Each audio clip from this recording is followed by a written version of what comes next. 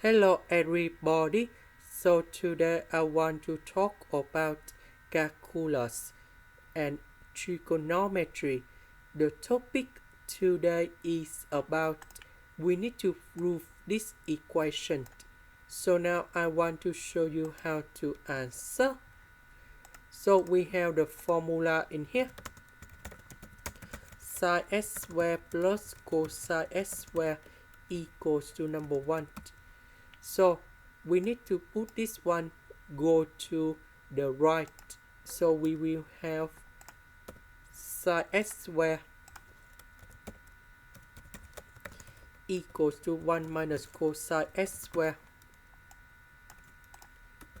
So we need to change this one into this one. Next, we have the second formula in here. Secant of s equal to 1 over cosine s. And now, we need to transform this one into this one. So we can write like this.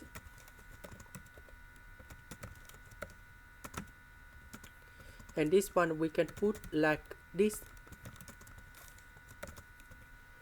We know that this one that is about 10. And here is the final answer. This is the end. Thank you for watching.